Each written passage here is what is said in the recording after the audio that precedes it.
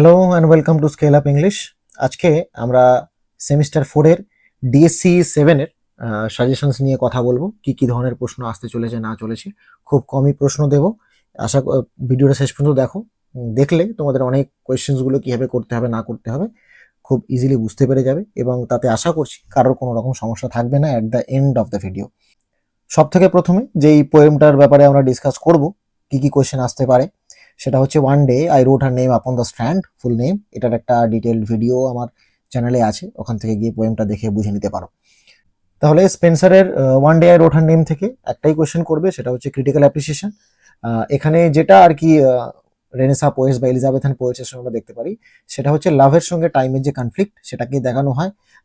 Impermanence of beauty সেটাকেই বোঝানো হয়েছে, এবং ওই যে প্লেটোনিক লাভ বা কোর্টলি লাভ সেটাকে দেখানো হয়েছে। তা সেই জন্য ক্রিটিক্যাল অ্যাপ্রিসিয়েশন একটা করলে যার মধ্যে টাইম আর লাভের যে কনফ্লিক্ট সেটা আছে, যে কোনো আনসারে তুমি লিখতে পারবে। কোয়েশ্চেন যেমনই আসুক না কেন, তোমার ওই ক্রিটিক্যাল অ্যাপ্রিসিয়েশন, যেহেতু সনেট খুব কম ছোট একটা মানে কন্টেন্ট নিয়ে লেখা, তা সেহেতু ক্রিটিক্যাল অ্যাপ্রিসিয়েশন করলেই তোমার হয়ে যাবে। আর তোমার কিছুই করার দরকার নেই, শুধু একটু মাথায় রাখবে যেন লাভ অ্যান্ড টাইমের যে কনফ্লিক্ট এটাকে একটু ভালোভাবে স্ট্যান্ডস ওয়াইজ দেখাতে পারো।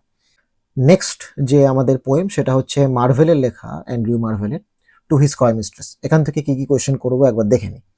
তাহলে এখান থেকেও তুমি ক্রিটিক্যাল অ্যাপ্রিসিয়েশন অবশ্যই করবে। ক্রিটিক্যাল পোয়েম মানেই তোমাকে ক্রিটিক্যাল অ্যাপ্রিসিয়েশন করতে হবে, ঠিক আছে? ক্রিটিক্যাল অ্যাপ্রিসিয়েশন ছাড়া তুমি পোয়েমের আনসার তৈরি করতে পারো না। এবং এখানে যেটা আরো খুব ইম্পর্টেন্ট ভাবে আসে সেটা হচ্ছে অ্যাজ এ মেটাফিজিক্যাল পোয়েম, ঠিক আছে, বা মেটাফিজিক্যাল পোয়েট্রি হিসাবে। তাই ক্রিটিক্যাল অ্যাপ্রিসিয়েশন দিয়েই কিন্তু এটাকে করা খুব ইজিলি সম্ভব। সেহেতু ক্রিটিক্যাল অ্যাপ্রিসিয়েশনটাকে এমনভাবে লিখবে যাতে সেখানে লাভ পোয়েমটা চলে আসে, মেটাফিজিক্যাল পোয়েট্রিটা চলে আসে, তাহলেই তোমার আনসারটা কিন্তু হয়ে যাবে। আর একটা কোয়েশ্চেন আসতে পারে, সেটা হচ্ছে how does Marvell treat carpe diem. Now carpe diem মানে জানো আশা করি, কার্পে ডিএম মানে হচ্ছে কিন্তু সিজ দ্য ডে। তাহলে সিজ দ্য ডে বোঝানো হচ্ছে কার্পে ডিএম এর মাধ্যমে। এটার উপর একটা আনসার আসতে পারে। বা হোয়াট ইজ মেটাফিজিক্যাল কনসেপ্ট, এটা খুব একটা ইম্পর্টেন্ট নয়, এটা করার দরকার নেই। আর যদিও বা আসে, তোমার ওই আনসারের মধ্যেই ক্রিটিক্যাল অ্যাপ্রিসিয়েশনের মধ্যে তোমার মেটাফিজিক্যাল কনসেপ্ট থাকবে, এবং ওই ক্রিটিক্যাল অ্যাপ্রিসিয়েশনের মধ্যে থেকে কার্পে ডিএম এর থিমটাকেও দেখানোর চেষ্টা করবে। যখনই তুমি লাভ পোয়েম বা অ্যাজ এ মেটাফিজিক্যাল পোয়েম দেখাবে, তখনই কিন্তু তোমার কার্পে ডিএম এর থিমটা অটোমেটিক্যালি সেখানে তৈরি হবে। তো সেই জন্য শুধু একটা ক্রিটিক্যাল অ্যাপ্রিসিয়েশন করলেই আশা করছি আর কিছু প্রশ্ন করতে হবে না। নেক্সট যে পোয়েম, পোয়েম ঠিক বলবো না, এপিক, সেটা হচ্ছে প্যারাডাইস লস্টের বুক 1 তোমাদের সিলেবাসে আছে। এবং এই বুক 1 থেকে কি কি কোয়েশ্চেন করতে হবে, পোয়েমসগুলো থেকে কম করো, এবং এই প্যারাডাইস লস্ট এবং রেপ অফ দ্য লক থেকে তোমাদের একটু বেশি করতে হবে। তার কারণ এখানে অনেকগুলো কোয়েশ্চেন আছে যেগুলোকে কম্বাইন করে লেখাটা খুব ডিফিকাল্ট ব্যাপার, লিখলে কোয়ালিটি অফ আনসার কিন্তু খারাপ হয়ে যাবে। তা সেই জন্য এই দুটো পিসের উপর একটু বেশি জোর দাও, বাদ বাকিগুলো থেকে ক্রিটিক্যাল অ্যাপ্রিসিয়েশনটাকে ভালো করে যাও, তাহলেই হবে। তো প্যারাডাইস লস্ট থেকে ডেসক্রিপশন অফ হেল আসতে পারে কোয়েশ্চেনেতে, ঠিক আছে। আর এপিক কনভেনশনস, এটার সঙ্গেই আমি অর দিয়েছি এপিক সিমিলিস, ইম্পর্টেন্ট কোয়েশ্চেন, ঠিক আছে। ডেসক্রিপশন অফ হেলের থেকে নাম্বার 2 এর যে কোয়েশ্চেনটা, এটা ইম্পর্টেন্ট কোয়েশ্চেন। ইনভোকেশন খুবই ইম্পর্টেন্ট প্রশ্ন। তো ইনভোকেশন টু দ্য মিউজ করবে, ঠিক আছে। Invocation is not an simply an epic formality. Invocation কিন্তু এপিক কনভেনশনেরই একটা পার্ট, ঠিক আছে। তা যদি একটুখানি বুদ্ধি খাটাতে পারো বা আনসারটাকে একটু ভালো করে প্রিপেয়ার করতে পারো, তাহলে কিন্তু এই এপিক কনভেনশন থেকে ইনভোকেশনের আনসারটা হবে, কোয়ালিটি খুব একটা ভালো হবে না। আগে থেকে বলেছি, যদি এক্সামিনার ভালো করে তোমার আনসার সেটা পড়ে, তাহলে মার্কস খুব ভালো পাবে না। কিন্তু যদি সময় কম থাকে, এটাই তোমার কাছে একমাত্র অপশন যে ইনভোকেশন আর এপিক কনভেনশনটাকে একসঙ্গে করে নেওয়া। এখন এপিক কনভেনশনের সঙ্গেও এপিক সিমিলিরও অনেকটা ডিফারেন্স আছে, তাও একসাথে দেওয়া হয়েছে, তার কারণ প্যারাডাইস লস থেকে অনেক ধরনেরই কোয়েশ্চেন হতে পারে। ইনভোকেশনটা কিন্তু তোমাকে করতেই হবে, পারলে এই কোয়েশ্চেনটা সেপারেট করার চেষ্টা করো। আচ্ছা, নেক্সট যে টাইপ অফ কোয়েশ্চেন হতে পারে, একটা হচ্ছে স্যাটার্ন স্পিচেস, সেটার সঙ্গে অর আছে স্যাটার্নের ক্যারেক্টার। ফার্স্ট তুমি করবে epic sorry invocation to the muse, then epic conventions, then Satan's character. এই তিনটে যদি করতে পারো খুব ভালো হয়, এবং যদি হাতে সময় থাকে মিল্টনস গ্র্যান্ড স্টাইলটা একটু দেখে যেতে পারো, কারণ ক্যারেক্টার বেস একটা কোয়েশ্চেন আসলেও তুমি কিন্তু অন্য একটা কোয়েশ্চেন তুমি থিম বেসড পেয়ে যাবে। দ্য গ্র্যান্ড স্টাইলটা একবার দেখে যেতে পারো, এপিক কনভেনশনস, গ্র্যান্ড স্টাইল আর ইনভোকেশন টু দ্য মিউজ। এই তিনটে খুব ভালো করে দেখো, তাহলে তুমি থিম বেসড কোয়েশ্চেন্সগুলোকে অ্যাটেম্প করতে পারবে। কারণ দুটোই ক্যারেক্টার দেবে না, এমন হবে না যে একটা কোয়েশ্চেনে স্যাটার্নের ক্যারেক্টার আছে আর একটা কোয়েশ্চেনে বিলজিবাবের ক্যারেক্টার আছে, সেটা হবে না। তা যদি স্যাটার্নের ক্যারেক্টার বা বিলজেবুবের ক্যারেক্টার দেয়ও, অন্য একটা কোয়েশ্চেনে তুমি থিম বেসড কোয়েশ্চেন পাচ্ছ, তা সেই একটা কোয়েশ্চেনের দিকে টার্গেট করলে আশা করছি তুমি কমন পেয়ে যাবে। তো এইভাবে পড়ো। তা এপিক কনভেনশন তুমি করছো, নাম্বার 2তে ইনভোকেশন টু দ্য মিউজ করছো, আর নাম্বার 3তে মিল্টন গ্র্যান্ড স্টাইলটা একটুখানি দেখে যেও যাতে লিখতে পারো এক্সামেতে। এরপরে দুটো পোয়েম আছে উইলিয়াম ব্লেকের, the lamb and the tiger, এবং এই the lamb and the tiger থেকেও খুব বেশি প্রশ্ন করতে হবে না, একটা করে ক্রিটিক্যাল অ্যাপ্রিসিয়েশন করলেই হয়ে যাবে। দেখে নাও একবার। তা সব থেকে প্রথমে যেটা আছে সেটা হচ্ছে সিম্বলিজম ইন ব্লেকস টাইগার, অথবা critical appreciation of the tiger, অথবা how does the title of the tiger evoke a sense of power and danger. সবই সেম জিনিস, ক্রিটিক্যাল অ্যাপ্রিসিয়েশন। এটাকেই ভালো করে করব যাতে তার মধ্যে সিম্বলিজমটাও দেখানো যেতে পারে, এবং টাইগার রিলেটেড যেহেতু পোয়েম, টাইগারকে তো অবশ্যই দেখানো হয়েছে, তো সেই টাইগারটাও যাতে দেখাতে পারো যে টাইটেলটা কতটা justified. Are the title tiger evoke a sense of power and danger, এটাও হতে পারে, অসুবিধা নেই।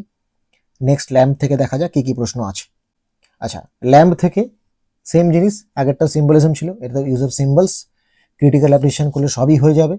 আর theme of innocence and purity, জানো দ্য ল্যাম্প হচ্ছে সংস অফ ইনোসেন্স থেকে নেওয়া, উইলিয়াম ব্লেকের কালেকশন সংস অফ ইনোসেন্স থেকে। তো সেই জন্য ইনোসেন্সের যদি সিম্বল আসে, ক্রিটিক্যাল অ্যাপ্রিসিয়েশন থেকেই হয়ে যাবে।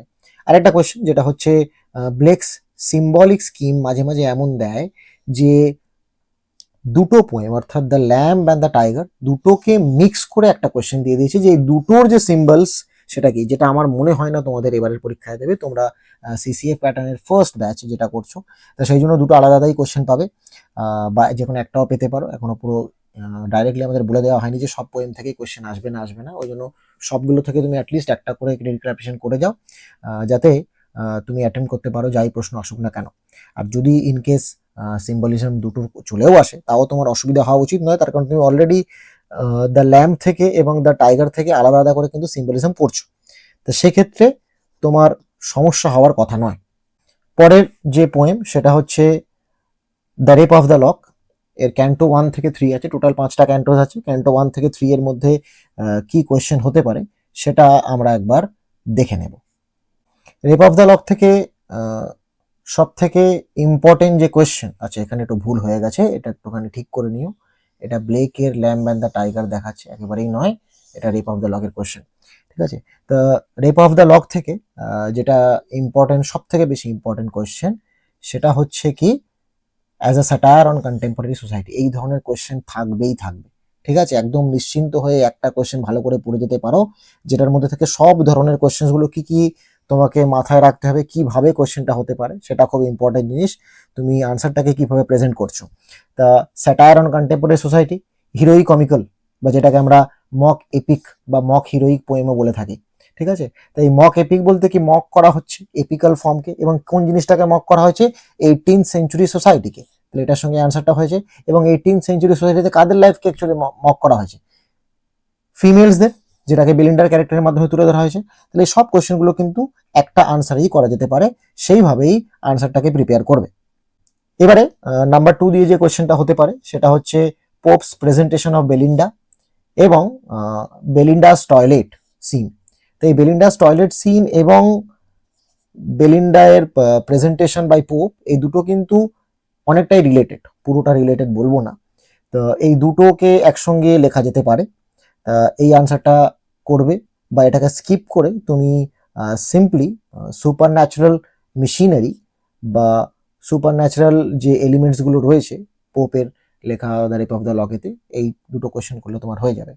তাহলে যেটা বললাম যে সব থেকে প্রথমে এই ফার্স্ট কোয়েশ্চেন যেটা আছে, হিরোইক কমিক্যাল পোয়েম অথবা মক হিরোইক পোয়েম, সেটাকে করবে, যেখানে 18th সেঞ্চুরি সোসাইটিকে মক করা হয়েছে, ফিমেলাইন ফলিজ নিয়ে বলা হয়েছে, এবং তার সঙ্গে সুপার ন্যাচারাল মেশিনারিটা করে নাও। এই দুটোর মধ্যে একটা থিম বেসড কোয়েশ্চেন তুমি খুব ইজিলি পেয়ে যাবে। এখানেও ভুল আছে, ল্যাম্ব অ্যান্ড দ্য টাইগারের আনসার নয়, কিন্তু এটা একেবারেই সরি আনসার বলছি, কোয়েশ্চেন নয়, দ্য রেপ অফ দ্য লকের।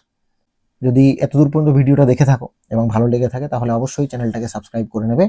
এবং কোনো রকম গাইডেন্স যদি অফলাইন এবং অনলাইনে আমাদের এখানে ইংলিশ অনার্সের ক্লাসেসগুলো করানো হয়, যদি ইন্টারেস্টেড থাকো অফলাইন ক্লাসের জন্য, তাহলে অবশ্যই এই লোকেশনটা সার্চ করে দেখে নিও যে তোমার ঠিকঠাক মনে হচ্ছে কিনা, তোমার কাছে অ্যাক্সেসিবল কিনা। যদি অ্যাক্সেসিবল হয় তাহলেই তুমি কন্ট্যাক্ট করো, না হলে তুমি অনলাইন ক্লাসে জয়েন করতে পারো। এবং এই নাম্বারে হোয়াটসঅ্যাপ করে নেবে কোনো রকম কোর্স রিলেটেড ইনকোয়ারি থাকলে। এবং এখানে শুধুমাত্র নোটস অ্যান্ড সাজেশনস দেওয়া হয় না, ক্লাস করতে হবে। তো যদি ক্লাস করতে ইন্টারেস্টেড থাকো তাহলেই কন্ট্যাক্ট করো। যেভাবে আমরা কোয়েশ্চেন পেপার নিয়ে ডিসকাশন করলাম, ওই কোয়েশ্চেন্সগুলোকে কীভাবে একসঙ্গে মার্চ করে কম্বাইন করে লিখতে হয় সেটা দেখতে পাবে। তা সেই ধরনের আনসার্স দেওয়া হবে যাতে তুমি এক্সামে একটা কি দুটো কোয়েশ্চেন করে গিয়ে সবই লিখতে পারো। তাহলে পরবর্তী ভিডিওতে আবার দেখা হচ্ছে।